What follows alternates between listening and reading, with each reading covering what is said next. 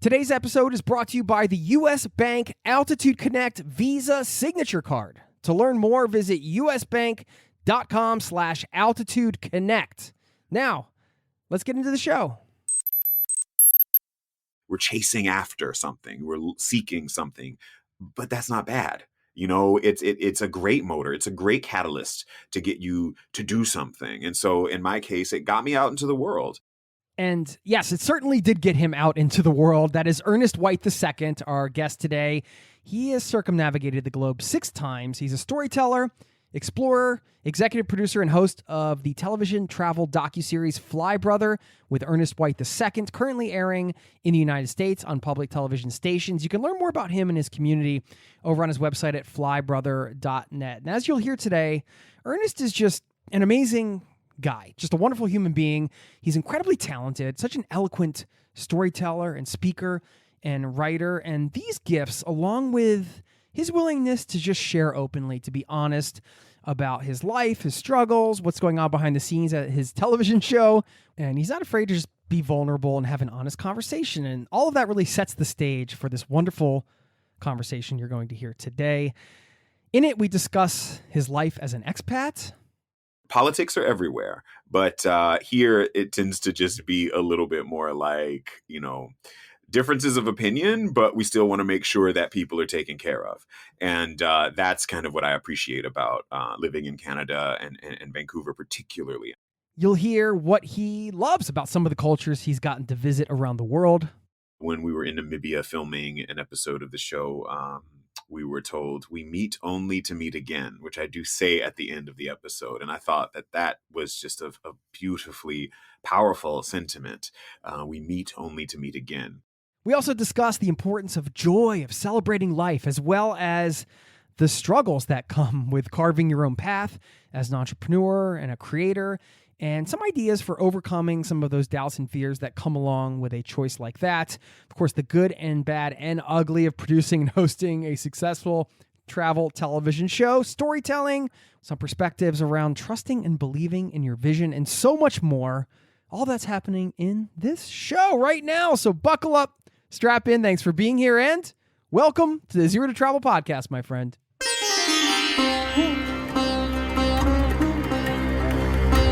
You're listening to the Zero to Travel podcast, where we explore exciting travel-based work, lifestyle, and business opportunities, helping you to achieve your wildest travel dreams.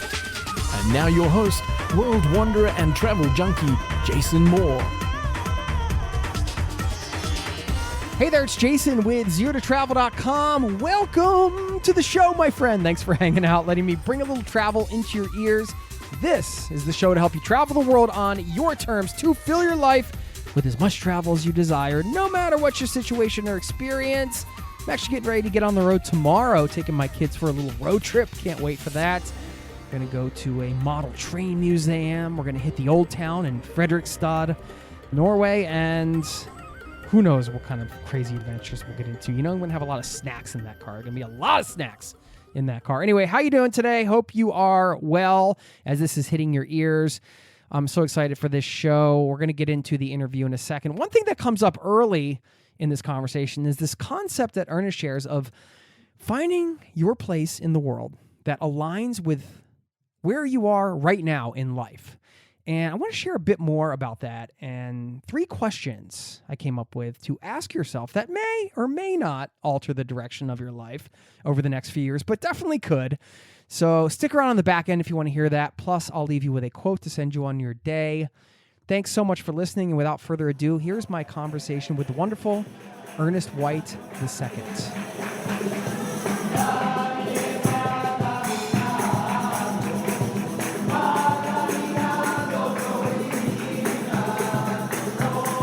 We're both expats, I assume.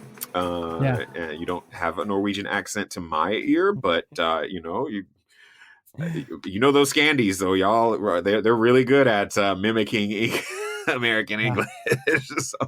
Yeah, I heard a guy talking the other day when I dropped my daughter off at school, and I said, "Oh, he must be American." And my wife's like, "No, he's actually Norwegian. He's just married to either an American or Canadian." I was like, "What?" Because he sounded legit American, and I could only dream of speaking Norwegian with that nice of an accent one day. Well, they have like a million dialects here, so I'd have to pick one. I'd have to pick the one where my wife is from, that area. Otherwise, I think I'd get in trouble if I start just using like random dialects from across the Sure. country. That I'd like to stay married, Ernest. I understand. At least if nothing else, sunk costs. But I'm sure there's also some wonderful magic that you're still able to generate between the two of you. So that is worth it to my way of thinking. Yeah. Well, I mean, I should give you an official just Ernest White II. Welcome to the Zero to Travel podcast, my friend. Really excited to have you here. Thank you. Thank you so much. Absolutely. You mentioned when we were kind of getting on the call, just kind of getting going and having a conversation, reminded me of fika, which is from your what you call your quote, your European home country. Isn't that right? Did I do my research properly? Yes. Fika, the little afternoon snack, I believe, or like just a nice little cozy kind of food involved meetup in Sweden. Yes, Stockholm is a place that remains close to my heart. I just have a lot of wonderful memories there. A lot of great people who have become friends over the years. I haven't been back as often as I would have liked, certainly since 2019, but or 2020. But it remains in me, and I feel definitely blessed to have had a lot of experiences that I can cherish from Stockholm. Yeah, I wanted to hear more about that because I know you studied abroad there, and I thought I'd bring up the fika thing because it seemed like that's kind of how I see this right now. Like, let's have a little fika. I've kind of adopted that cultural concept, even though I'm in Norway and we don't technically have the fika, but we have like the kus kind of thing. It's the same sort of idea in a way. And it's like you said, like, yeah, maybe some food and really like time. I just taking time to like have a coffee with a neighbor and whatever. So, I mean, we're having the virtual connection here now. I love that, man. I mean, it's like a comfortable framework for a nice conversation, fika, I feel. Same, I agree, and it's the kind of thing that you can also look forward to. It's a small blessing, right? It's a small victory, but it's something that allows us to just get through life. When you're able to connect with someone cool or special and have your little fika, it's part of the romance of life, I suppose. Are there any other cultural concepts like that you can think of from other countries that you've vibed with before? Oh, wow. That's a good question. Let me see. Well, what's coming up for me right now isn't necessarily a concept so much as a saying. When we were in Namibia filming an episode of the show, we were told, "We meet only to meet again," which I do say at the end of the episode. And I thought that was just a beautifully powerful sentiment. We meet only to meet again. So, thank you, Namibia, for giving me that experience. Obviously, kind of related to fika and that Nordic pantheon. I can't remember. I think it's Hygge in the Scandinavian countries, and Gemütlichkeit in German, which is coziness, that feeling of being just warmly received. Which I live in Vancouver, Canada. It's a place that can get chilly. Right. And so that concept is very important. Whereas when you are in places like the Caribbean or, Latin America, Africa, Asia, parts of Asia, you've got kind of like that natural warmth all the time. And so that's also, that's beautiful. Like seeing kind of the exuberance, the effusiveness of people when they feel warm. And so that is it takes all of it, doesn't it? Yeah. No, you nailed it with the weather thing. You can totally appreciate where I am because you're pretty far north as well. And you're right. The weather is a factor. So it's almost like an indoor escape from the weather, right? Lighting some candles and just kind of having the thing. I know, because when it starts to get dark here, yeah, the mood the mood. It's important. And if I ever get sort of bummed out about the dark months, my wife's always like, well, we'll light a fire, or just kind of like, she tries to bring me up with the setting the scene. I'm like, okay, you're right. Yeah, we'll come inside. We'll get cozy. It's all good. It's a work in progress I sometimes love dealing that, with the man. winter weather. But, yeah, well, I mean, how did you end up in Vancouver? Oh wow. 2020, was a year of great transformation and transition for a lot of people. You had people who had major health and wealth challenges during that time or starting then. And for me, though, I happened to have a lot of expansion happen in my life. And a lot of that I think happened partially because as an independent producer and as an entrepreneur, for many, many years, I'd already been living in great uncertainty. Like, I definitely did not have a paycheck I could rely on. And so, therefore, I already had practice being on the surfboard, right? And so when things kind of just got, when the world turned sideways, like I just felt, I was like, well, this is just more of the same, in some ways for me. And in that regard, just looking at opportunity, looking at also kind of a desire to remove myself from what seemed to be sociopolitically a challenging kind of space. This was on the heels of the George Floyd murder, and then kind of when we didn't know what the election turnout was going to end up being, or election results were going to be, and so yeah, it was kind of like, all right, well, here is an opportunity for me to make a move to a place where I can be kind of focusing on my career in film and television, close to California, beautiful, amazing quality of life, and just a more chill environment, right? Like there's there politics are everywhere, but here it tends to just be a little bit more like differences of opinion, but we still want to make sure that people are taken care of. And that's kind of what I appreciate about living in Canada and Vancouver particularly. I mean, it's beautiful here. I was living in San Francisco, which is also, to me, one of the most beautiful cities in the world, and certainly in the United States. And to just pop right up the coast, to me, I kind of see, let's say, San Jose up to Skagway, Alaska, as part of the same kind of coastline, if you will. Like they seem to be just parts of one country almost.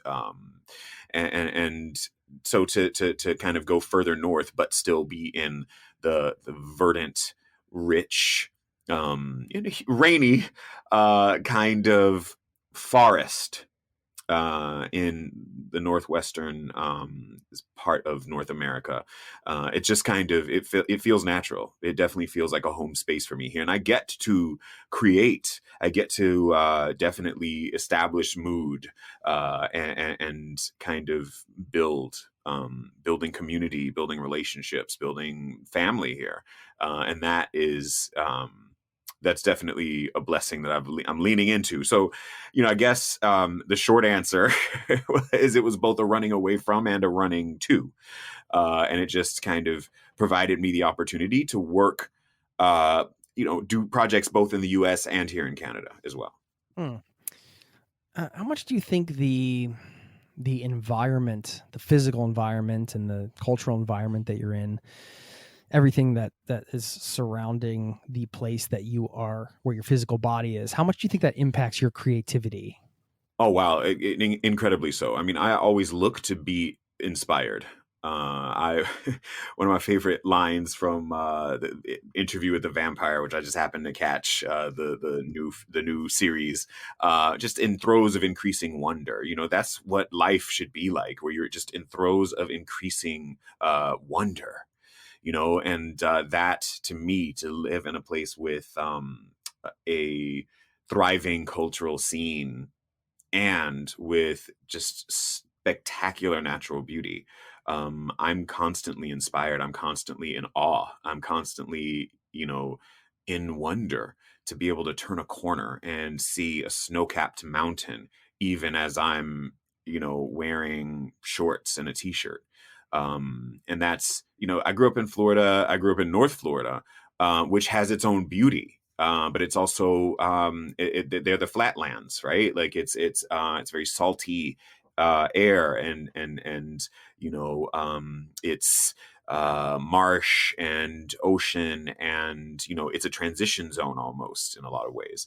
And so what you get there is a different kind of beauty and a different kind um, uh, of inspiration. But here, it's on a level of majesty out this way, and you see it in California, you see it in other parts of the west of the United States, and as you come into Canada.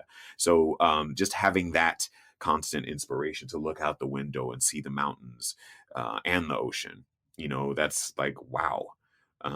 Those wow moments increase, I think, when you're in environments like this.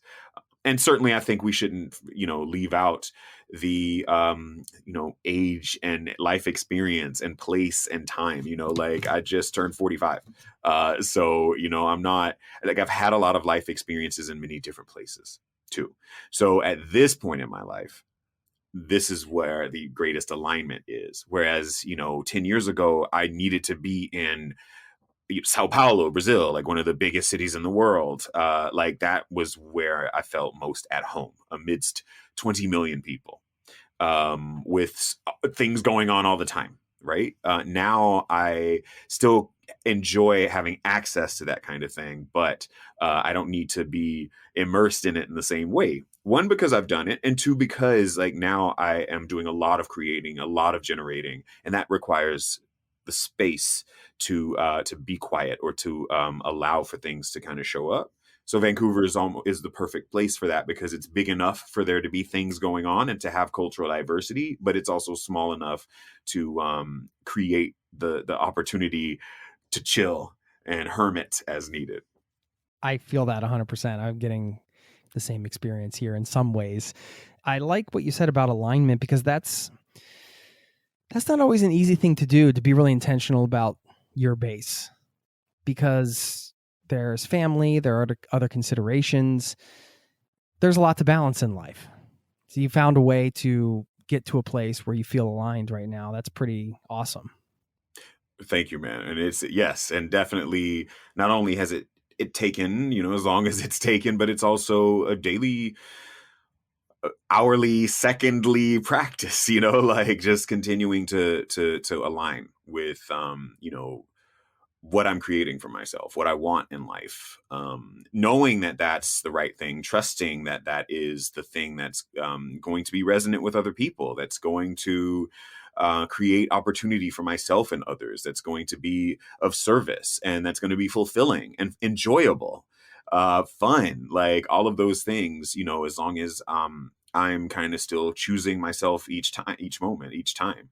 And it's, again, practice like anything else. It's, and when I say like anything else, I mean like working out, or you stop doing it, you'll see the results of that. And so that's where it's just knowing like I want to live a life that does feel aligned, that does feel good to me. So what am I choosing? Yeah. It sounds like you're ticking a lot of those boxes, or have been for quite some time, with the travel TV show you have, Fly Brother, which has been seemingly pretty successful on PBS. Really cool. Congratulations on that. And it seems like you're really getting to live your passion for storytelling and exploring, and be able to combine those two things in such a unique way. You got to wear a lot of hats though, huh? Indeed. You wear them until you don't have to, right? And so that definitely is something that, and I mean, there's constant expansion happening in my life, literally something new all the time, learning something new all the time, stepping into something new all the time. And so, yeah, like I'm always, I got ideas out the wazoo. And as an idea factory, that often means that, you're kind of, you're out in it, up to your elbows and trying to really figure it out. And in doing so, yeah, that does mean that you've got to do a lot until you are able, either from a resource standpoint, well, yeah, mostly from a resource standpoint, to delegate to offload, to outsource. But then at the same time, like when you're working, when you're really passionate about what you do, and you've committed to it enough, you've been persistent enough, you've believed in it enough, or you've leaned into it enough, even when you haven't believed in it. But if you've leaned into it enough, even the people show up, your support team, your co-creators will show up and will align with what you're looking for. They'll say, all right, well, I know you can't afford me, so here, let me give you like a little 2-hour session of coaching or whatever, you know what I mean? Like people have done that. There's, over and over again, people have shown up and really offered their support to the point that now I am able to pay the rate when needed. But that also is something I think that's important to understand, is when you're like leaning into what you want, you don't always have the clear answer. You don't always have the clear path, but you don't have to. People will show up and help show you the way. And that is what I've seen and experienced over and over and over again in my life. And I am incredibly grateful and thankful and feel blessed for it. And it also then creates in me the desire and responsibility to do that for others and to be that way for others too. Paying it forward. Oh, 100%, man. Like, yeah, I not only have people have receipts. I could never go up on stage and say like, oh yeah, I did it all myself. I thank no one, because they would be starting with my parents and my brother, who are like, oh no, homie. No, this is where we've supported you. Literal receipts. Yes. Paying it forward and back. That's funny. It's one of those things I feel on the surface when you hear somebody say, well, you do the thing and you lean to it and people show up. Like there'll be a subset of people that just roll their eyes at that, right? They'll be like, oh, well, that's like a woo-woo thing. But when you've experienced it, exactly, it's real. Listen, I'm only speaking from my personal experience. I am only speaking totally, from my personal experience. I've had the same experience. Yeah, it's a beautiful thing. And you meet with, listen, I get it. Cynicism. You know what I mean? Like if you haven't experienced it, or you've only experienced it a couple of times in your life, and you don't, you aren't in a place where you're able to recognize that it's happening for you and through you and because of you and all these other things, it's not wrong, but I guarantee you somebody that's rolling their eyes at what we're saying probably they're not enjoying life as much as they could be. So like, that's the thing. Like they can continue to do that and be in that space. I choose not to, because I've had the experience. It's like, it is like being in love. It is being in love. It's like, that feels so good. Why would you not want to be in that state all the time, for fear of rejection and loss and abandonment and all that kind of stuff? Well, so what? So do I trust that I'm going to be provided for as long as I'm stepping into providing for myself? Yes, I do, because there were times when, man, like I didn't want to do the show. I hated my life when on the outside it was like, oh yeah, you're doing this travel show and this and that and the other. And I'm like, on the inside, I have to create it myself. I have to find the money. I have to this is not what I want to do. I write literature. Like I'm a writer. And and I was kind of felt almost like I was being dragged into this thing. But so there are moments where you are, well, I did things mostly because it hurt the least. To not do them hurt more than to do them, but I still didn't want to do them. Right. So it was like, I'm not going to say that it was a process of just leaning in and trusting it. No. So I get where that might seem to be woo woo or whatever, though I am woo woo. I don't care. Like woo woo Pikachu. Like it's exactly like whatever. I'm having a good time. So you be woo woo too, or don't, but that's also on you, boo. But anyway, but just saying like, that I can't leave out the challenges, the fear of like, I don't know what's going on. I don't know what I'm doing. I'm having a phone call about, like pitching a destination to work with us, and there's a cost involved with filming, and I'm afraid to talk about money because I've never really had a good relationship to it, and this and that and the other. There's all that stuff has come up over the years. So absolutely, there were times when I felt abandoned and like straight up like, this sucks. And I tried to like go back just to shrink back into a previous me, go back to get jobs that were secure and certain and all this kind of stuff. And it never worked out. It never worked out. I would have I'd go through the interview and in the end not get hired, or I would get hired and I'd be like, knowing that this was not the answer, and just like couldn't even bring myself to start because I wasn't operating from a place of integrity. I was operating from fear. And paying your bills, I mean, that's certainly a great motivator, but anything that I did, from driving Lyft to throwing suitcases as a fleet service clerk at an airline, to all of the things, those like blue collar or gig type jobs that augmented what I was doing professionally, still carried with them great skills and learnings and opportunities for growth and expansion in addition to the money.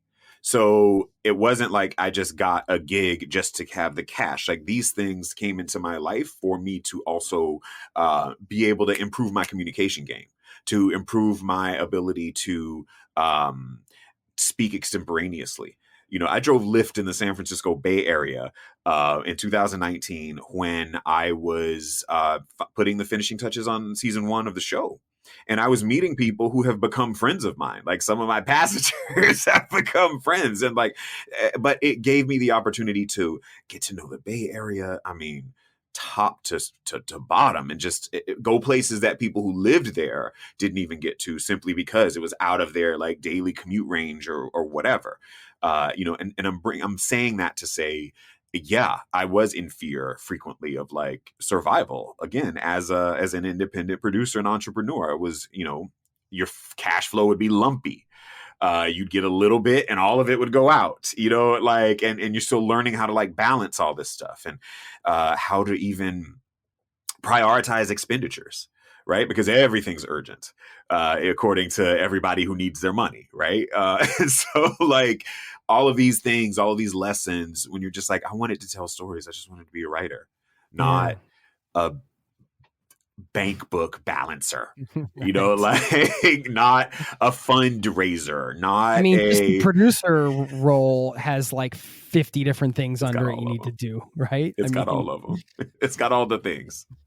Yeah, including the sweeping up afterward. It's the mopping. So like mess cleaning up. Mess cleaning up of. I don't know how you want to phrase it, but like, yeah, all of that. And eventually with the practice, you develop the appreciation for it, and sometimes you develop an enjoyment for it. Other times you're still just as annoyed, but you recognize that it's a part of the process and you get on with it. I don't have children, but I assume it's like, changing diapers, you get on with it. You hate it at first, and then you're just like, whatever, like, okay, I don't even smell it anymore. Or I do smell it, and I'm going to be super right. I'm going to be super quick about it because now I've got the practice, right? I've done it enough times to where it's like, whatever, and that's similar to all of this. And having been blessed with people who've shown up and been like, no, this is how you fold it. Like, this is how you like do it in a way. No, see, now you're getting it all on your hands, and you didn't have to do that. I mean, well, that in and of itself is just the sort of small muscles, let's call them, you build along the way in an entrepreneurial journey or a journey towards a creative pursuit, or whatever you want to call, or whatever somebody listening is on, and maybe they're in the middle of the journey right now, and they're like, oh, this is resonating. And then you get it. It's hard to know the things you don't know until you're face to face with them. But this is where I think the traveler has a big advantage. Like a lot of the topics we touched on, you touched on already, you know, this idea of living in uncertainty and, you know, creating space and serendipity and all of that. Those are elements of the best travel experiences too, right? 100%. Absolutely. Surprise, wonder, in throes of increasing wonder, you know, being out and meeting people and seeing things and tasting things, you know, sensing things.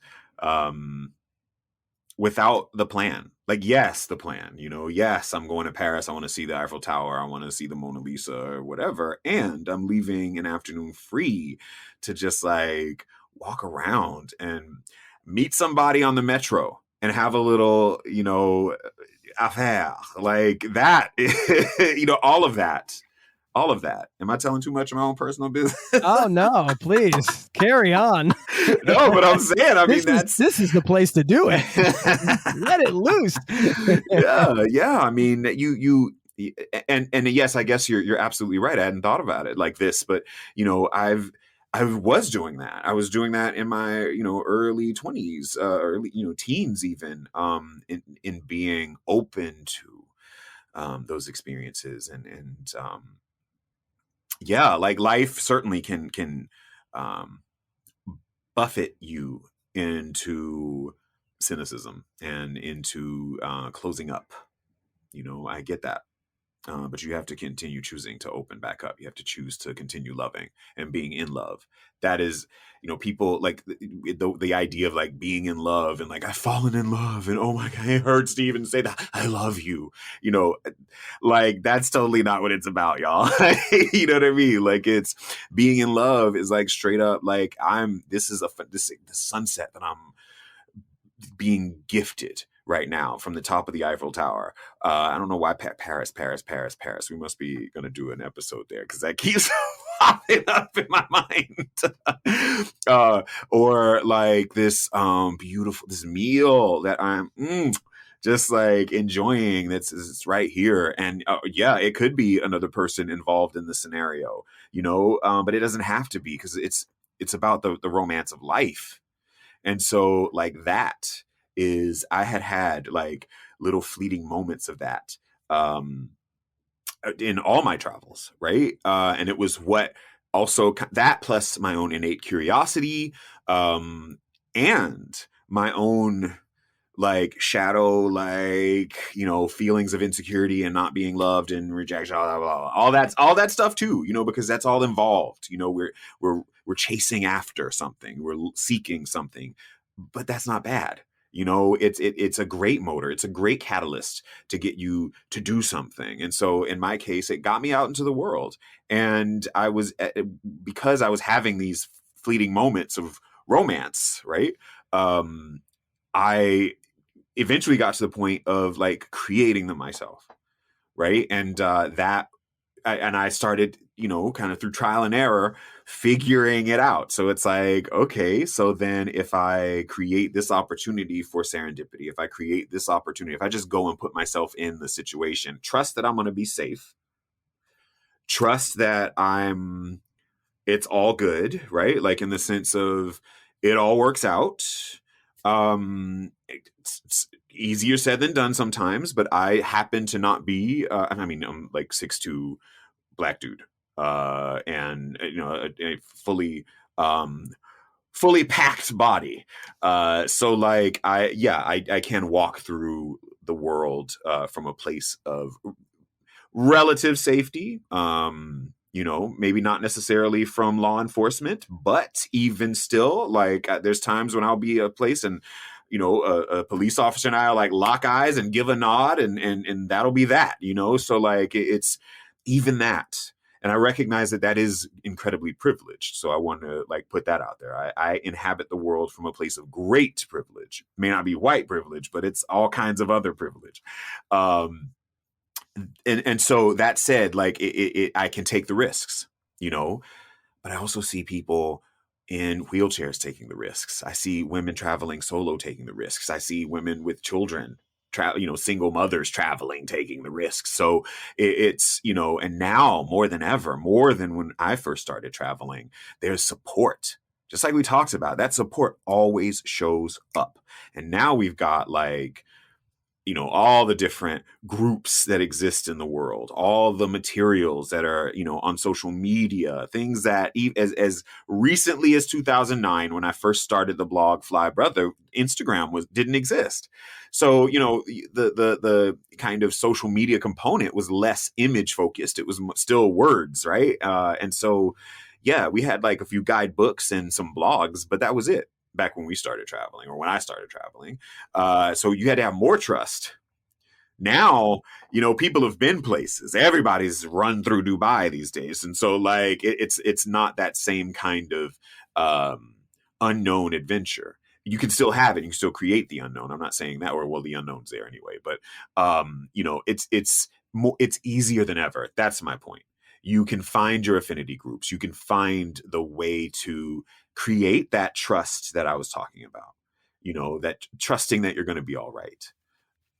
Yeah, that's to me, that sounds like a really key part to that philosophy, right? There's this, let's call it a foundational trust that you can establish that can maybe give you some confidence to step out into the world if you go on the basic principles of, generally people aren't out to get you. Generally, the world's a safe place. It's sort of these foundational trust elements that if you don't have some belief in them, it's going to be hard to. I mean, a lot of that comes with in entrepreneurship and what we talked about too, like some of that foundational trust. I'm just kind of spitballing and out loud and kind of taking in what you said and thinking about these values that you can start with just some values, just even a few values that can drive everything forward in many ways.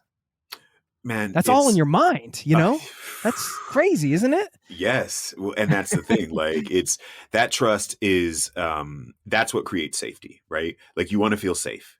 You want to feel like you're going to be safe. And I mean, well, that's why uncertainty is so hard. Exactly. And I was going to say, you never know though. That's the thing. You never know what's going to happen. Right. You think you know.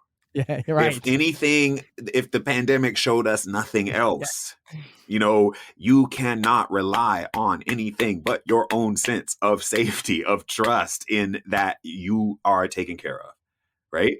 And so like before I was on the entrepreneur's journey, I was out there in the world trusting, meaning feeling safe. It was not an intentional thing. Now I've gotten into being more intentional about it simply because I'm being, asked to trust ever more deeply. And as that happens, the things that I want are appearing. That's a whole other conversation. The main conversation is that sense of trust, that sense of safety, when you're safe, it was built up over time. It was definitely built up over time for me. Like I went out on my first little, study abroad when I was 16 years old to Sweden. Coming back full circle to where we started. Yes, right? yes. Was that the big eye-opening thing for you? Yes, was that the thing? Man. Yeah, okay. Yeah, and I trusted. I felt safe in the sense of I didn't know what dangers lurked.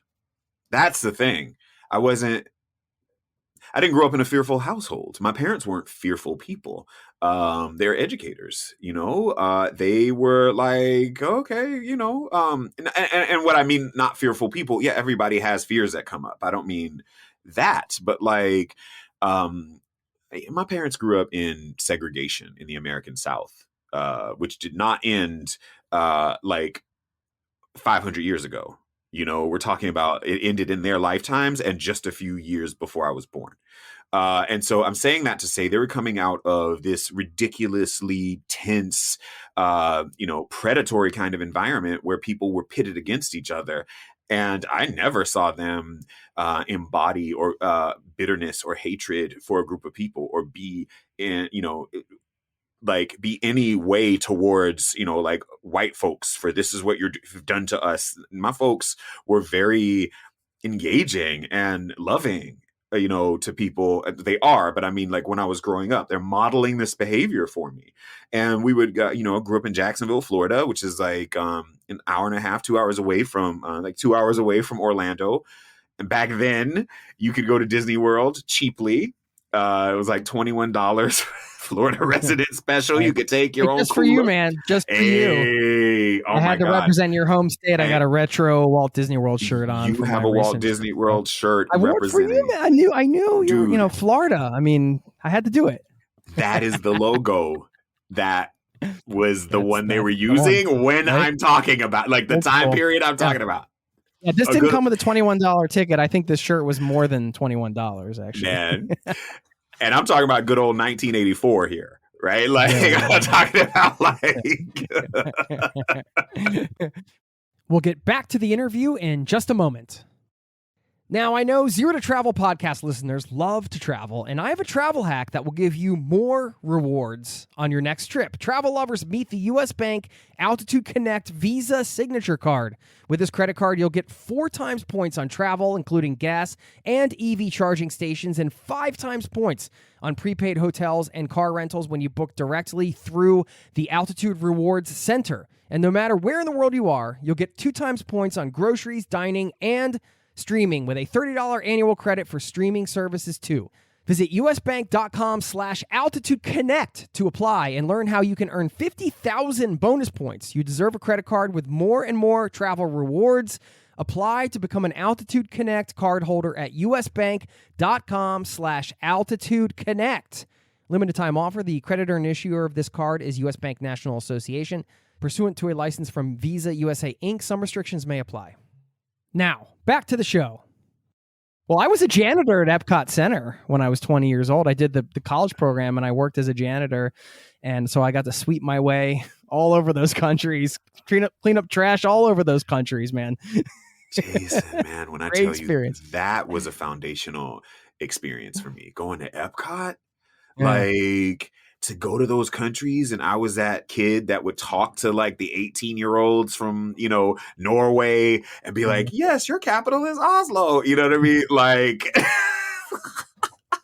That's awesome. Dude, it was, oh my God. Like, just, that was my fantasy land, was Epcot. Right. So yeah, Magic Kingdom, that's cute, but like, you had an attraction to other cultures, and at an early age, you were curious about the world. Absolutely, man. Yeah. And so what I brought it up to say, like, we'd be there and I'd see my parents engaging with people from all around the world, just like nothing, like we're humans. We're out here, just having conversation. And so that didn't breed a fear of other people in me, is my point. And so to go out into the world and connect with people, like, that was the most natural thing. So to then say, okay, I want to go to Sweden because, like, it was the cheapest of all the countries in the program. But then when you got there, it must have been kind of like, oh, wait a minute, this is real now. Kind of. I was too young to really, Yeah, I was like 16, but whatever, like, new experience. Like, it didn't hit me as something. I had been going to Epcot. You know what I mean? Was it a year? Was it a year-long program? No, it was just the summer between my junior and senior but years still, of high the school. summer in Sweden at 16 years old, that had to have been very influential, right? 100%, yes. Yeah. But I guess what I'm saying is that it wasn't any less influential than going to a summer camp in another part of the U.S. It was outside of the normal, right? And it was me taking a risk, and it was my longest plane trip at that point. The first one I had taken over, an ocean. It was, and once it was complete, once I got there, I was there. So then that became something else that I've already done, and like, okay, so what's next? So what's next? So what's next? So what's next? And that's kind of like how you build up that muscle. And now I would say something else now that I appreciate more than ever before is being in the present, in the moment, and like really appreciating, like, wow, like, this is a cool thing that's happening right now, as opposed to, so what's next? Now it's Right. like, Yeah. ooh, what's Yeah. now? Yeah. Yeah. What's now? How long did the "so what's next" phase last? Ooh, about 40 years, maybe. Yeah, I still get a little "so what's next" syndrome. Yeah, I mean, you want that. You want that. You do want that. But you want that you want the what's now and what's next, right? You want to, because what's now, like, it is what's now, right? And it can be incredible. It can also be painful. It can also be, confronting, and it needs to be dealt with. And, what's next?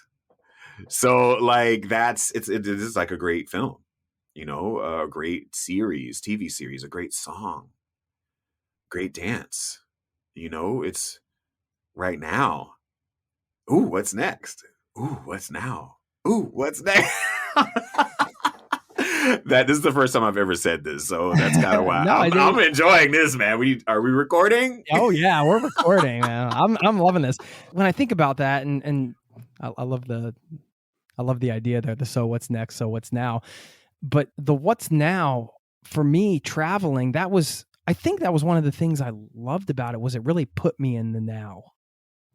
It's not always easy to be in the present moment and very much present. Travel forces that in such a powerful way. I think it's such a great feeling. It's the way I feel like it's our natural way, but it's not always easy to, we talked about all these projects and things you have going on. Sometimes your brain is thinking so far ahead and different steps and all the things that it's sometimes hard to just kind of enjoy that present moment in the task. Is that something for you that you've found? Is that something you have a practice around in your life, or something that you have an awareness around? Or what do you Sure. No, it's all practice. It's all Yeah. practice, because it's easy to get back into that. It's Well, easy to get how do you into. practice? What do Um, you do? so it's interesting that you mentioned that, because what came up for me was just remembering when I was planning my very first round the world trip, 2009. I had been living in Colombia teaching English at a high school, and was wanting to just do some more traveling. And I had been given like a mistake fare for like a one-way trip, one-way flight, a trans-Pacific flight by Chris Gillibo of The Art of Nonconformity. Yeah, So, and the World Domination Summit. So yeah. thank Have you, you been there? Chris. Yes, I 3 went this times. year. I don't know if you were. I was there at the last one. It's a conference in Portland. Everybody, It's a conference it's in a solo Portland that sidebar is, here. But it's all yeah. about, like, living an epic, amazing life. And I did speak actually during like the little 2-minute stories that was happening there. So I guess maybe you might have been just out at one of the food trucks when I was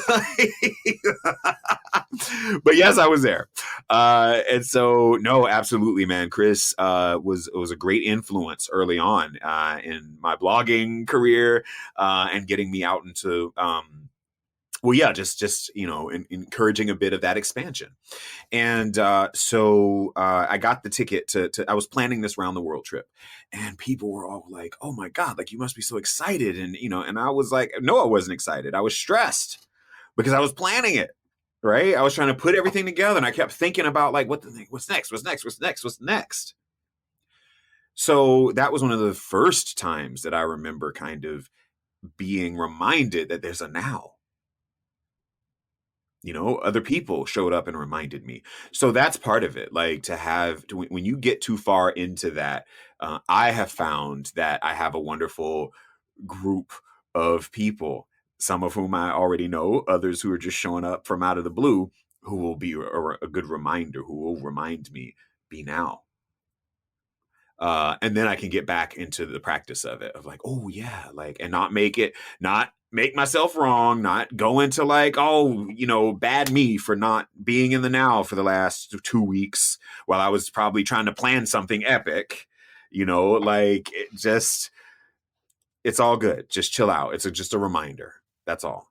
Yeah. And now, That's you always a know, balance, because you have to, that a trip's a great example, right? You still have to do some planning. There's yeah. logistics, and there's a way to, I suppose, stay present with some of those things without getting too carried away. But this is an ongoing battle for myself personally. And I found when I get to do, well, going back to kind of all the roles you've had to play with the show and everything like that, it seems that when you get to do the thing that you really are aligned with, use that word again. Yeah. For me, podcasting, having this conversation right now is just, I am so locked in with you. I mean, I wish we could just jump through the screen and kind of just, hang out and just do the, spend the whole day going on some adventures and stuff. Yeah, man. I mean, this is where I feel, getting into like some of the other responsibilities around having something like this is not always, like I said, there's good parts and there's bad parts to things. And that's just part of the job, I suppose.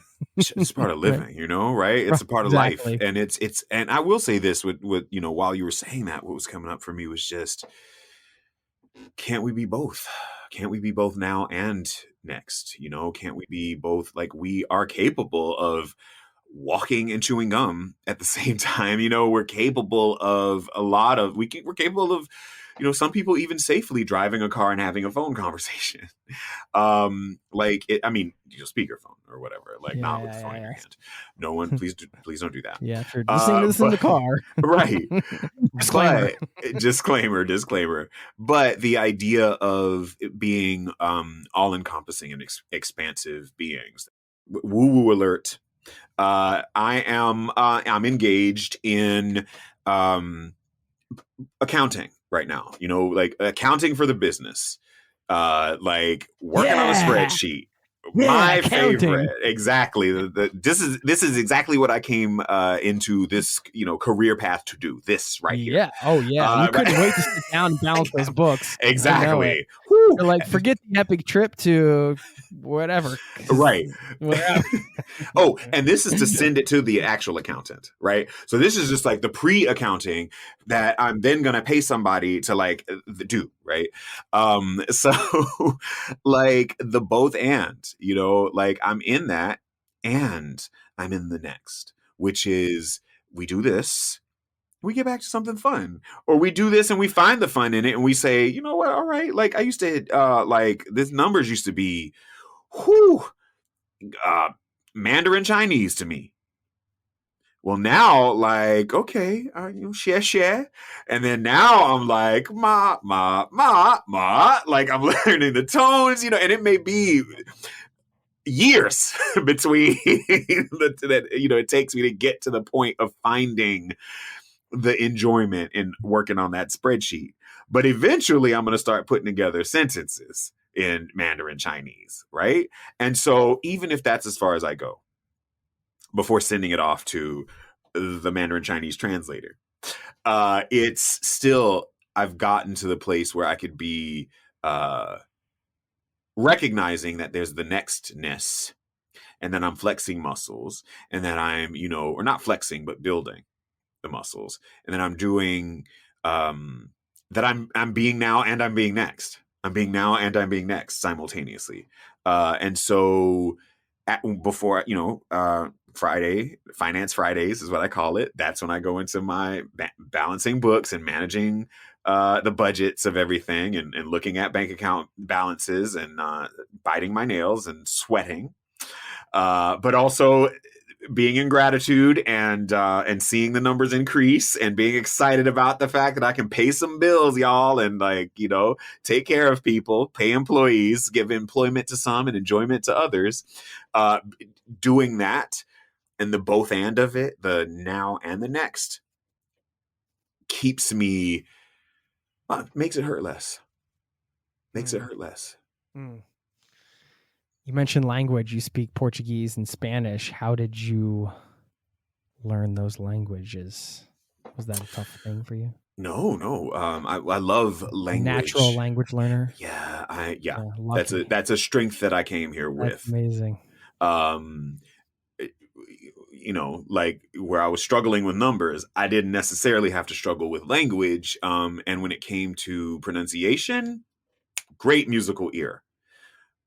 On the other hand, my grammar was very Tarzan-like. So, my R's, boy, I go ferrocarril, I could like trill all day. But if I had to conjugate the verb haber, watch out, because it is very like me, umbrella, need. Like, so my point is, I started Spanish in high school.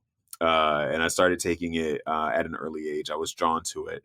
And then, moving from there into Portuguese. I lived in Latin America for a little while. I lived in Colombia for 4 years teaching English and social sciences. Why do I say Colombia? Because it's easier than just saying Colombia and then have to like correct people. No, not South Carolina. No, not Columbia, Maryland. No, not. Yeah. They get it right away. When I lived in DC, it was like Columbia, Maryland. So no. 4 years. That's quite a long time. I think that's very interesting that you say that, because, back then, was it a long time to stay in a place or in a job for 4 years, right? Like, now it seems like a long time. And I just think that's interesting, like how time has changed, where 4 years seems like a long time when it used to be like a medium time or like a decent stint somewhere. But anyway, 4 years, because I was trying to commit to that creation. I had a lot of learning and a lot of remembering to do. Not learning, but remembering. We come here knowing everything. Woo woo. But remembering. And so lived there for 4 years. Then I lived in Miami for a while, off and on, and had a lot of opportunity to speak Spanish. But while I was in Colombia, one of my friends from Brazil started teaching me Portuguese. And that way I wouldn't have to like translate it through English. And so I kind of started learning bit by bit and then moved to Brazil. And that was where it kind of locked in. I always taught and worked in English speaking environments, though, even when I lived in Latin America. So I was never 100% only speaking the local language. But it did help. Like when I was living in Brazil, I would have to do interviews with people in Portuguese.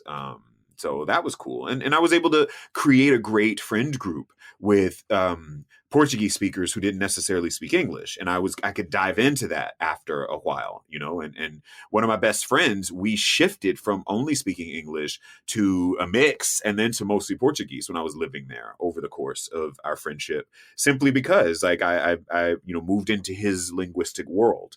And that was kind of cool, just noticing that, like, hey man, we could do both and.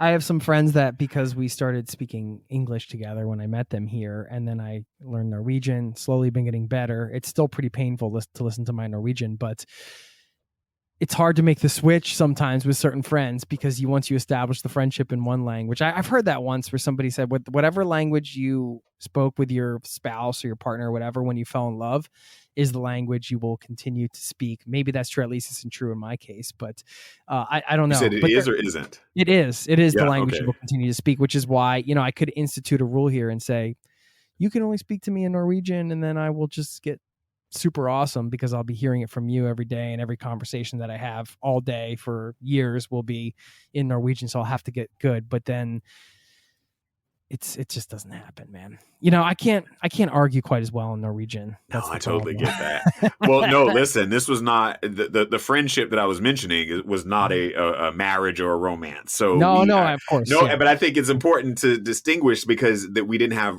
big arguments either. We weren't like, we were hanging out. So like when, beyond like the pleasantries, but I will agree with you. I had a former partner who's German, and over about 5 years, and I lived off and on in Germany. I never, even when I committed to it, it was still, I was there 60 to 90 days at a time. And English beginning to end. So I do understand what you mean. Like, we never shifted at all. Part of it was because he enjoyed English and was really good at like speaking it. And arguing in it. So yeah, I mean, one of the cool things is when you're speaking a local language, or maybe you make a connection and they realize you're a tourist or maybe you're not from there or whatever. They just think that you're going to communicate in English or whatever. And then you start communicating in their language. And that moment where there's a little bit of sometimes you get this little bit of sort of extra acceptance in a way. I don't know. It's just like, oh yeah, like you took the time to learn my language and now you're speaking my language literally. And that can create such an instant, powerful connection. But it's always nice to try to even if you can't do it fluently, if you can just even come up with a few phrases to throw out there. I always find that super helpful to connect with people. Oh, absolutely. I mean, just, please and thank you. And where's the bathroom? Yeah. So I start with the basics. People do feel good that you've tried. I have occasionally had someone get upset with me. I remember once trying to learn how to say thank you in Turkish. Not a simple phrase when you're coming from English. The guy was trying to tell me, I kept messing it up. And then he said, okay, just say shukran, which is Arabic for thank you. And so I remember being in Istanbul and saying it to someone, shukran. And he was like, we speak Turkish here, not Arabic. I'm like, I'm just trying to say thank you. But I get it, I get it. So 9 times out of 10, it works. Thank you for the people of Turkey, though. By the way, I had other amazing experiences. Most other people received my shukran. So just saying, there was one. Yeah, that's the other guy. side, right? When you figure out a phrase and it's cool and it's maybe local enough and cool enough, and you can say it with a good accent. Yes. Then you might say it to somebody, and then they start talking at you so fast, and then, oh my god, and you're like, wait, hold on. I'm not like, let's not get carried away here. Yes. I know one phrase. Sorry. Oh man. Pardon, parlez-vous anglais? No, oh la la. Like that, because I don't speak French, but I can, my accent's good, and they just keep answering me in French. And I'm like, I asked you if you spoke English because I don't speak French and I don't know what you just said. But merci. Yeah, exactly. Right. Yeah, Salut. See you later. Ciao, ciao. I'm going to go buy a beret. Sorry. I just did it. I don't know why I said that. And, and I did it to myself because I could have just not said anything in French. Yeah, right. That's how it goes sometimes. You got to put yourself out there. Yes. Yeah, the show. So you've done 2 seasons. Congratulations again. Thank you. It's Thank you, Jason. Because you've self-produced it, and it sounds like a lot of work, fundraising, all the stuff you mentioned. We don't have to get into that because I don't want to ruin your day with all that. But is there going to be a 3rd season? Yes. We're currently in the midst of filming and bringing on production partners. So absolutely. We are looking for a fall 2023 release. But we'll be continuing to film over the first few months of 2023. So yes, we are excited about that. We've got some great destinations in the can already. I won't say their names, but I will. All I'll say is bonjour, hi, and I'll leave it there.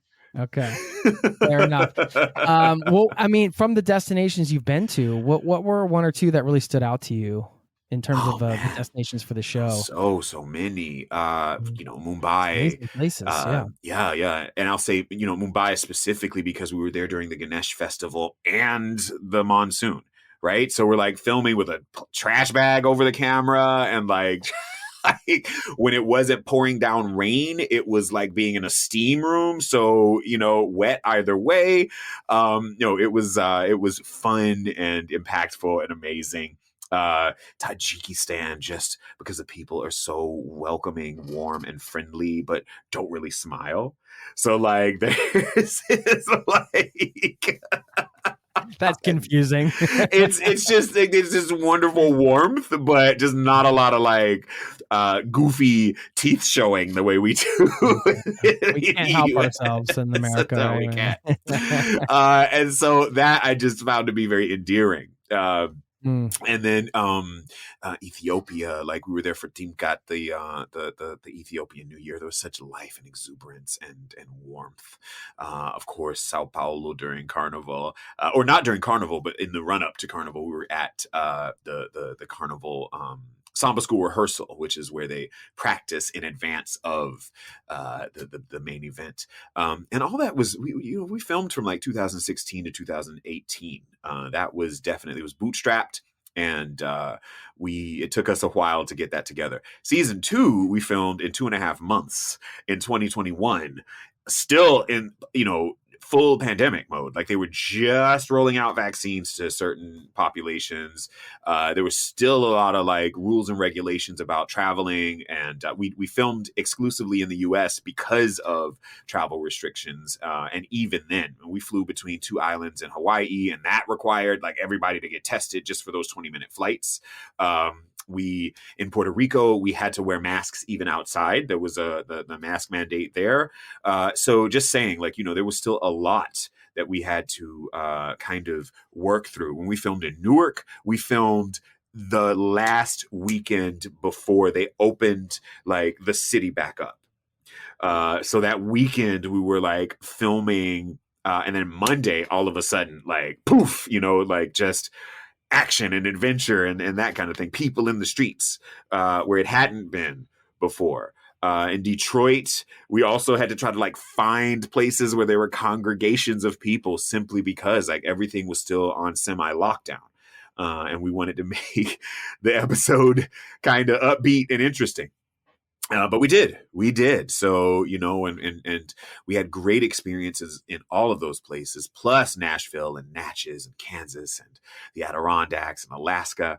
Alaska had opened up by the time we got there. So then we went from filming in places that were completely empty to now this like overabundance of people everywhere with no rental cars and no like, and coming out of that.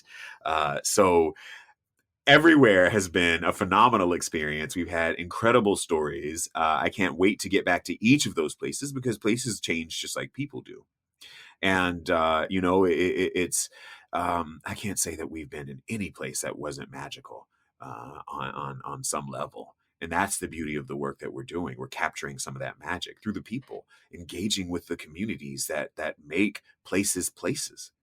One of the phrases that we hear from Anna Mafwila, she's a tour guide in the Namibia episode. She said, "A country without its people is not a country." And she was talking about how like depictions of Africa are often in the media, certainly even in travel media, the whole continent, right? 54 countries, hundreds of millions of people, but all we get is like safaris and landscapes. And it's like, that's so misrepresentative of all of the cultural beauty of the place and the people that just really create such a phenomenal energy and vibrance on this planet. So, that kind of thing is also what we're doing, what we're searching for, what we're connecting with, is just that vibrance, that romance of life, of music, of food, of intimacy, connection, community, fika, like l'affaire, all of it, man. Yeah. I love your passion, man. When you travel to a place through your personal travels, whether it was one of your around the world trips or a trip you're taking in 3 months or whatever, versus traveling to a place to do a shoot, let's say, how does that change your relationship as a traveler to the place? Do you tend to see things differently? Does it going for work versus just going for myself? Yes. Well, yeah. I mean, I think obviously, I am kind of one of those people that would go to a place and just, could I live here? And just like, we all do that, right? It's right, like traveler's tendency. Like, I can imagine what would life be like. Maybe I'll just get a job over there and get an apartment up there, and I am one of those who has done that. Like, I have just like, oof. You've lived out the fantasy. Well, and often it was running away from what I was supposed to be, what I was destined. What happened? Oh, it just wouldn't work out. right? Oh, Like, yeah. I'd be like, I'm sick of all of this I want change. I want newness. I want to hide in the new. I want to hide in the people not knowing me. I want to not be visible. So let me just get some little job, working at Target on the night shift, throwing, stocking Target in Hilo, Hawaii. Mm-hmm. Ask me about that very specific job. Yeah, was that an actual gig? I didn't have it, but trust and believe, I was about to set aside time on the calendar to fill out that application. Yeah. And I did go through the motions of finding it. Okay. Yeah. So it's right. You were like, so no way.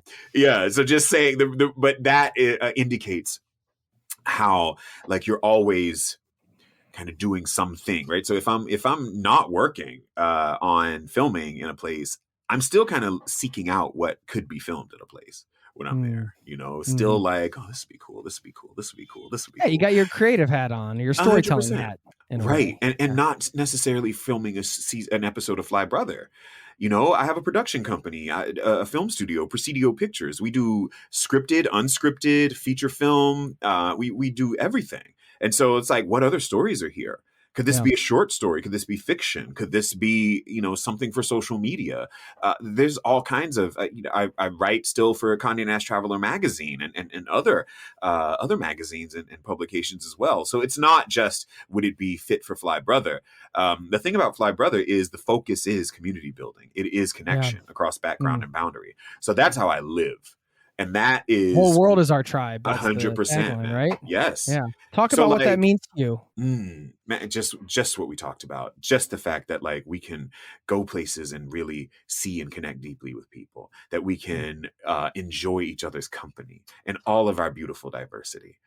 I don't want it to be. I don't want to not see color. I don't want it to be homogenous, man. Like we need to be out here doing all the things that we do and enjoying that and recognizing that like the way we do things is simply, it's the different ways that we love each other. It's the different ways that we enjoy each other. It's the different ways that we eat. It's the different ways that we sing and dance and fight even, all of it is just different languages really, with the same concepts. And that to me is the world being our tribe. And I'm not talking about something that's, like, let's say cultural appropriation, which is a thing with regard to kind of business being made of other people's cultural traditions. And then those people not sharing in the monetary rewards of that business. That's so just to put that out there and be clear about it. I'm talking about like, let's just go dance. And let's have some Balkan beats, and let's have some Afro beat, and let's have some Bhangra beats, and let's have some, or whatever other beats, like that kind of thing. And like, let's just be and enjoy and do and create. That's what I mean. And that we all deserve that feeling. We all deserve that we all have a place out in the world. Everybody from back swamp, North Carolina to the middle of Moscow to like, we all have a place and we all deserve to be able to exchange and just be seen, be empowered and be loved. That is what the whole world is our tribe means to me. It means that, I love musicals, Oklahoma. I don't say I'm no better than anybody else, but I'll be danged if I ain't just as good. That's going into places and recognizing like, you're me, you're me, you're me, you're me, you're me. And I'm you, I'm you, I'm you, I'm you, I'm you, blue-eyed, brown-eyed, bald, whatever. Like that is the whole world is our tribe. And it's all just as beautiful. I don't think that Target job would have worked out so well. They probably knew that. Oh, I did. It's funny that you mentioned that. I did have an interview at FedEx, and they did not hire me. They were like, "Fool, you are too qualified." No. Well, you have an MFA in creative writing, right? So I had to ask you, what are your 3 favorite adjectives? Because you are very talented at word selection. I've noticed. I Thank mean, you. you're Thank very you. Thank intentional you. with your word selection and your adjective usage, and like that's part of the job, right? When you're describing Yes. a place in a city, even on camera, you have to be able to, as a host, bring it to life through the words is what kind of brings it to life, right? Yes. I Yes. mean, the Yes. visuals, of course, too, but when you have that beautiful voice you have, and then you start throwing the words out there, it brings it all together. So yeah, I mean, I'm just curious. It's a tough one, I know. No. It's such a great question. Thank you. And I, as a writer, as a lover of literature, that means a lot to me. That's the foundation. Yeah, it For really me. is. Yeah. It's the word. Integrous. I love the sound of it. It's not used often. Mm. We say with integrity, like, or right. We always kind of put a preposition there. Yeah, can you use it in a sentence, please? Oh, I need some help here. the way you showed up was not very integrous. I want to be integrous with everything I do. Mm. So just it's having integrity, but from the adjective form, the adjectival form of the word, integrous. Love it. And also, I mean, I'm a child of the 80s into the 90s. Accurate and integrous. So you're not accurate or integrous. Love it. Anyway, that I am a nerd, word nerd. So Love it. Okay, what are two others? Let me see. If you need a little time, it's okay. Man, they're all just kind of crashing in. I can see the word cloud. Yes, and of course, I'm trying to sort out adverbs. That's the problem. That's a challenge right now. It's like, oh no, that's an adverb. Oh no, that's an adverb. Yeah. Bountiful. Mm. Bountiful. Not that I use it so much. I use abundant. I use that kind of thing. But expansive is something that came up a lot today. It seems like you're in a very expansive part of your life. It's exciting. It's exciting. Thank you, Jason. Yes, and that is coming out of, I am in an expansive part of my life, and that does not mean it's not without challenge at all. That's the thing. Like, I'm in an expansive part of my life coming out of, hurt. Even if it's a temporary hurt, you show up, you have something that you think is going to go one way, it goes another way, doesn't have to go the wrong way, it isn't going the wrong way, just going a way that you don't think it should go, right? Egoically. Can I ask about it? I mean, what? Just, you meet someone, you connect with someone, it's beautiful, and then all the triggers start showing up. And on both sides. And then all of a sudden you go through a pain point, and then you come out the other side with new understanding, with communication, with expansion, and with deeper connection and love. The destination or two that you have been dying to go to but haven't made it to yet? Greenland. Okay. Cool. Uzbekistan, Nigeria. In no particular order. Those are three that I really am excited. They excite me when you think about them. When I think about them. The most adventurous thing you've ever done? Asked someone to flew thousands of miles to ask someone to marry me. Who said who declined? Wow. Hey, like, I did that. I did that. That's vulnerability. Oh yeah, man. I'm like, what are we waiting for? Like, we're here. What's going on? And I'm not, this isn't to like, it just wasn't right at that moment. that's the thing. Like it's, there's so much that we can put on top of that in terms of like what it meant and all that and what we think it means. Just hearing it, you just heard it, and I'm sure there are things that are showing up for you in that, but like it's exactly what it needed to be. And it doesn't mean that the other person, like it doesn't mean there wasn't love there. That's the thing. It doesn't mean that there was not incredible love and care and desire, and attraction and romance. All of that can be there, and still, the answer can be, or it can be a decline.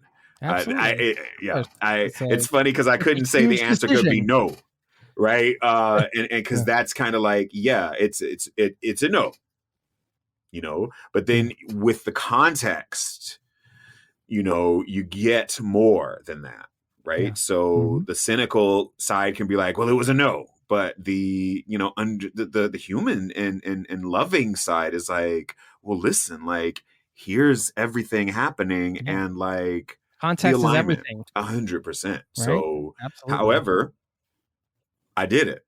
But it was And, adventurous. It was that's for damn sure. Man.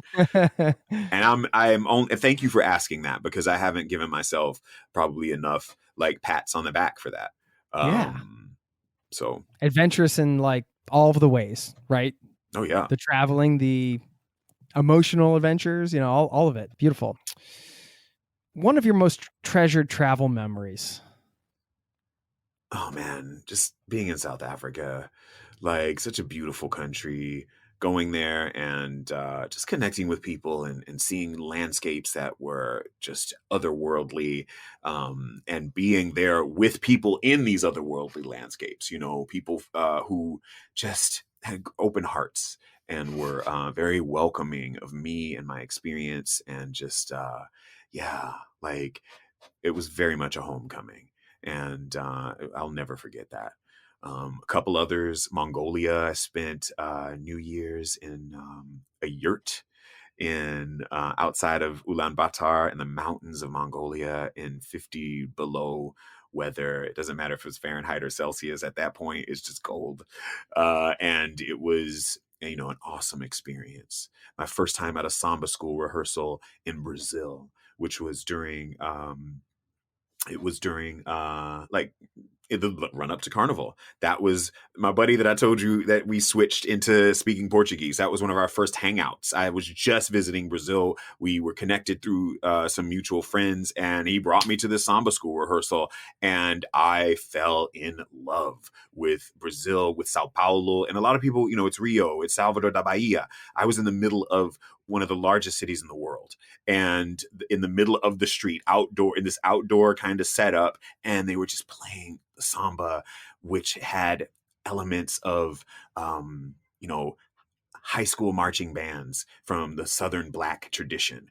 It was like coming to homecoming with like two historically Black colleges, like they're having, or not homecoming, but like a big, classic football match against each other, and like the bands are like battling it out. It was like that. It was very much rooted in an African musical tradition that we see in the diaspora on this side of the ocean.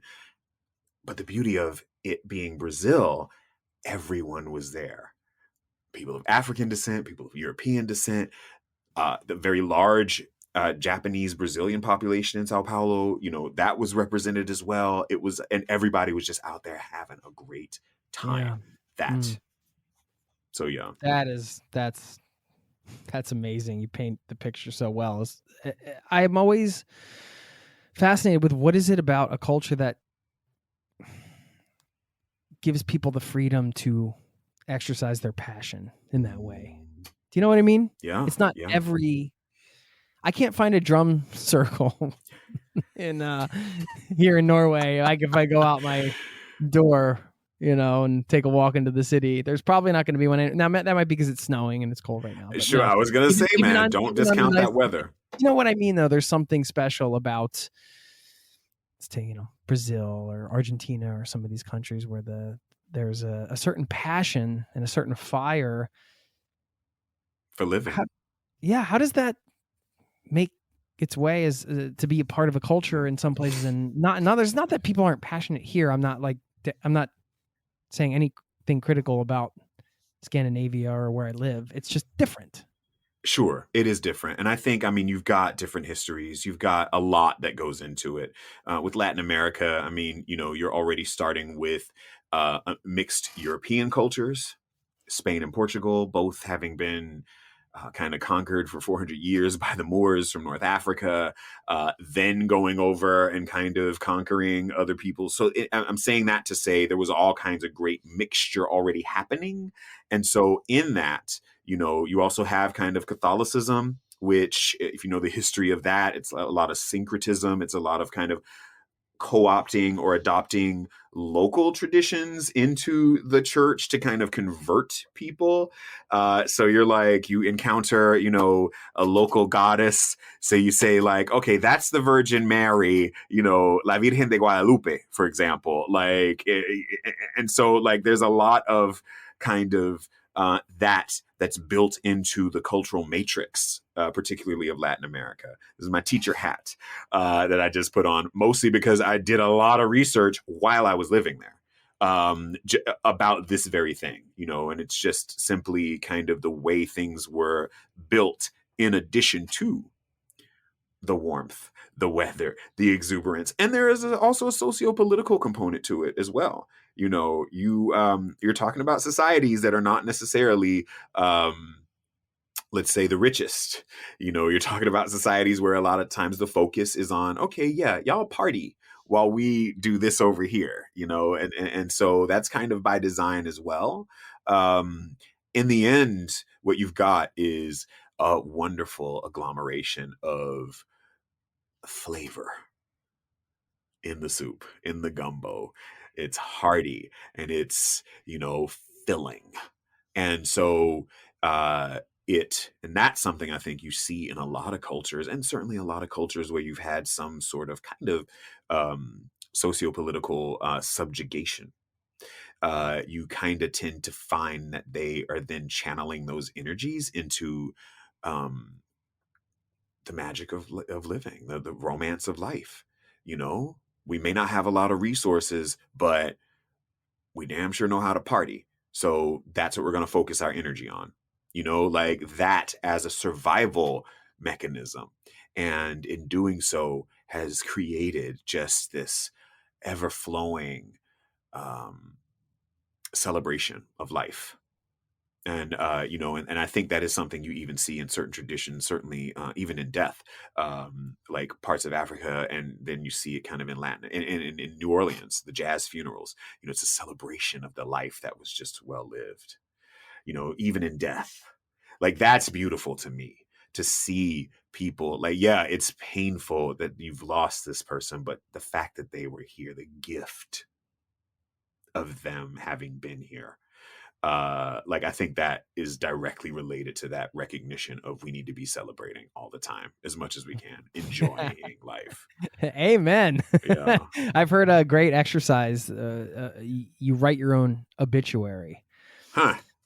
And that's pretty much it. So that's if anybody wants to write their own obituary, that pretty much says it all, right? If you end up writing one, I'd like to read that, by the way. I never thought about it. I never thought about that, but I'd love to see the adjectives there. They will be mellifluous. They will be splendiferous. They will. That's amazing. And dulcet. Flybrother.net. We'll link to that, of course, in the show notes. What a pleasure it's been. I'd love to do this again. I feel like we have many things to talk about, but we will have to save it for an in-person time when you make your way through Norway. By the way, if that's one of these secret destinations, we're going to connect on WhatsApp. You better let me know if you come through town so we can meet up. I'd love that. Do you, or would you care to mention anything else here? Sure, man. Listen, we obviously have our television series that we, really believe is a window into possibility. It's a window into the world. It's a window into connection and creating global community in which we all feel, again, seen, empowered, and loved. We've also created a new travel community, Fly Brother and Friends, in which we kind of help you transform your life in all of the areas where my life has been transformed, where travel intersects with health, wellness, love, relationships, community building, entrepreneurship and wealth building, location independence, and holistic well-being.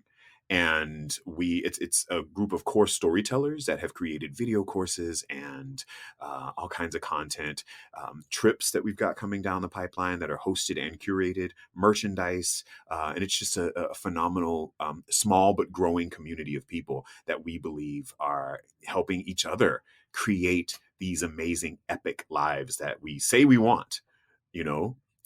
It's there. We can help you do it. We can help you transform into being whoever you want to be. And so Fly Brother and Friends, join us. Right now we have a special where you can join. It's $100 brings you in. It's a full year as a part of the community. And then it's $19.99 after that full year. You cancel anytime, but we believe you won't want to cancel. We believe that you will be invested in being a part of this community. So that's flybrother.net/100.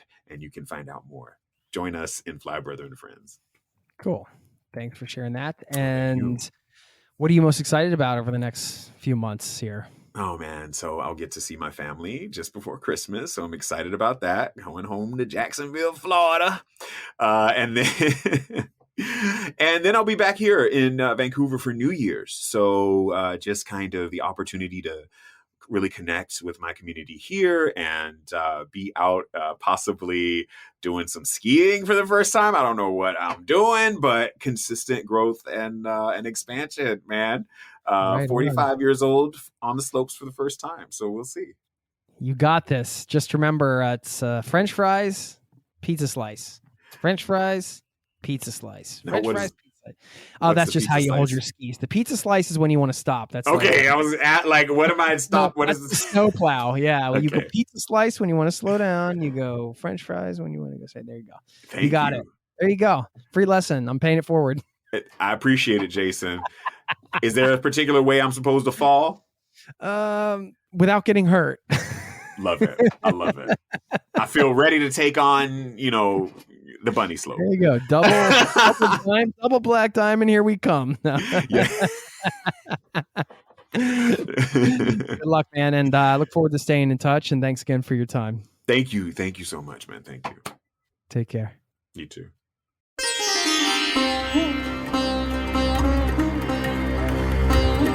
There you have it. Want to say a special thank you once again to Ernest White II for taking his time to come on the show and share. And I'm so happy for him and the success he's had with his TV show, and look forward to staying in touch with him as well. One of the things that came up early on that I mentioned at the top was how he felt being in Vancouver right now as an expat, and that he felt like he was really in a place in the world that aligns with who he is and where he is in life right now.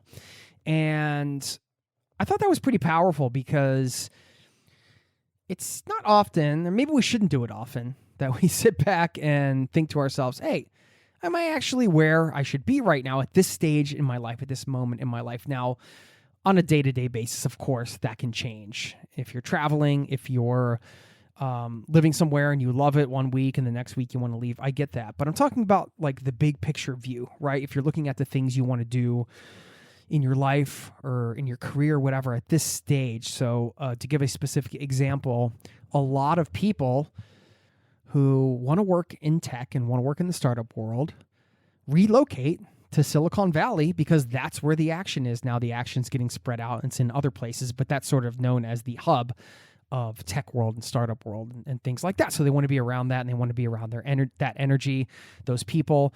And in their life at that moment, that is what they're trying to pursue. So it makes sense. It aligns with their goal or where they're at and the things they want in life right now. It doesn't have to be a career-oriented goal. And look, there are life circumstances, as we all know, as we discussed during the interview. Not everybody has the ability to go somewhere else. at a moment's notice.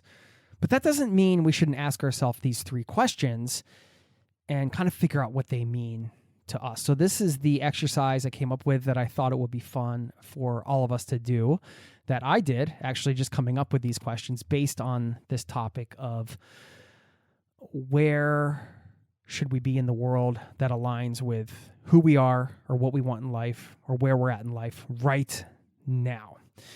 So the 3 questions, you can think of this as a simple graph, because if you answer the first question, yes, you don't need to go on. So the first question you could ask yourself is, am I where I need to be right now in life? It's that simple. Yes is the answer for me. I'll use my personal answer because I made a conscious decision to raise my kids in Norway because we think this is a better place to raise children. Nothing against my home country of the USA, but there were a lot of reasons why we chose this. So we're intentionally here. Does that mean it's easy all the time? No. It's cold in the winter. We have dark days. It can be tough. And it's not always, peachy keen just because the answer to that question is yes. So it doesn't mean that everything's perfect. It just means that we did intentionally choose here for specific reasons for raising our family and our children. Now, when I get a bit older and they get a bit older, the answer to that question could change. So if the answer to that question is no, then you could ask yourself the next 2 questions. If I'm not where I need to be in life right now, where do I need to be? Where do you need to be? If you're not where you need to be in life right now, you don't feel that you are, you answered no to the first question. Where do you need to be? Who do you want to be around? What do you want to be around? What kind of energy? What kind of people? What kind of place and why? You could add why to that as well. And then the last question, how can I get there in the next 1 to 3 years? I think that's a reasonable timeline. So there you go. I hope that's helpful. I just sometimes like to come out of these episodes with a little food for thought, a little challenge, if you will, a little self-exploration for you to consider as you go about your day.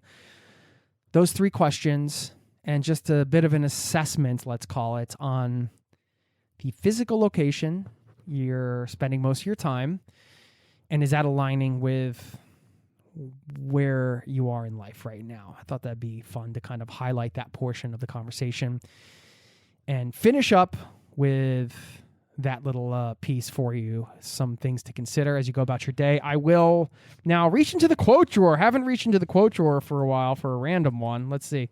I got to dig deep because, these drawers, you have those junk drawers where, you clean them out and you tell yourself, I'll never again fill up this drawer with a bunch of junk. It's going to be clean forever and organized. And look how I put these things away and put this in boxes and those random coins go here. And now I have a place for everything.